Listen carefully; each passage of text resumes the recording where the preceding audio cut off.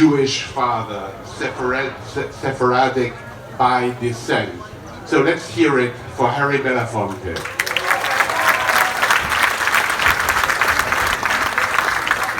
I won't break the tradition by saying that this is one of my favorite moments in any year, and I've missed it for 5 years now.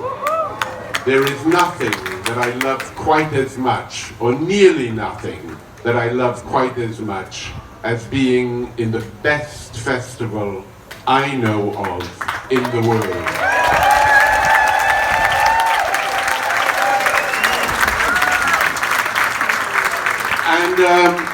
And now, without further ado, Joyce, Carol Oates. It's a true pleasure to speak with you. And as we heard that song of Harry Belafonte, I was thinking about the whole notion of people dying and what remains. And as you, I'm sure, know, I'm a quotomaniac by profession. And so I would start with a quotation and wonder how you might react to this moment of this quotation of Jorge Luis Borges, where he says, and I think the same is applicable for musicians and for artists in general, when writers die, they become books, which is, after all, not too bad of an incarnation. To respond to that, I think we'd all rather be alive than a book.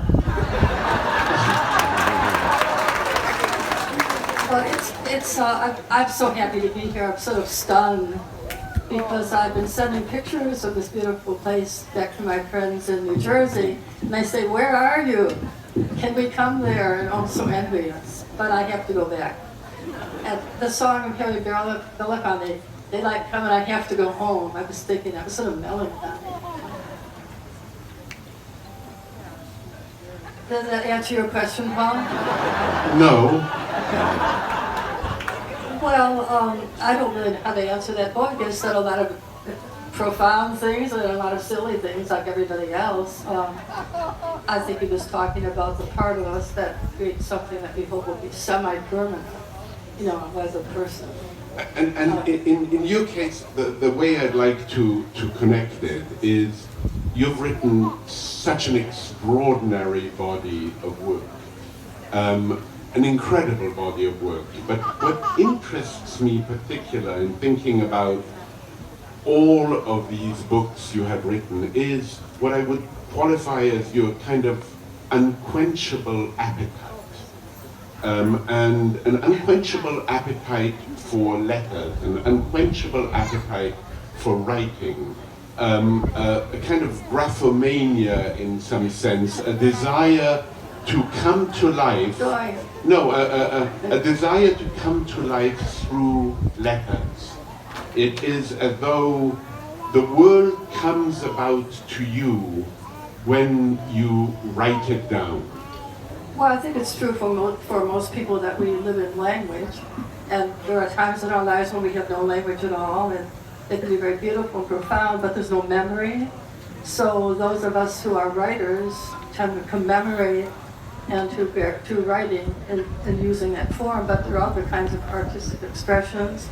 I had a mother who read, but she didn't write. She did beautiful quilt work and knitting, and she made wonderful meals for us, and she sort of created a family. And there's a whole lot of expression that's not necessarily in writing or in words. That's part of human spirituality and creativity. I wonder what it feels like in your mind to have created thousands of characters. I'm reminded of Balzac, who is a scholar. Of course, it would be a scholar whose job it was to count how many characters Balzac created. And at the last count, it was something like 2,400. And I remember the anecdote that I loved so much is when when he was dying, he asked for le médecin de campagne, the country doctor, to come to his bedside. He was so alive in his mind. And I wonder what it feels like to you to have created and imagined so many different lives that you've embodied. Feels like an autopsy. Well, I won't ask you to lie down. Well, it's just that, like, of many writers in the audience and artists, I'm sure, they sort of live in the moment. You know, I get very excited and thrilled when I have a challenge in my writing. Sometimes it's frustrating and very discouraging, but I plug it away. I don't say to myself, oh, Joyce, you know, don't hang yourself down out of depression because 7 years ago you wrote this book, or 20 years ago you wrote some characters. So I think you have a kind of disembodied vision of what it is to be a writer. Our writers are very much an artist too, right in the present. So we're not really thinking with a kind of gloating satisfaction of something we did when we were 20. You know, it's like you're living right now, and the challenge is right now, and that's what's so thrilling.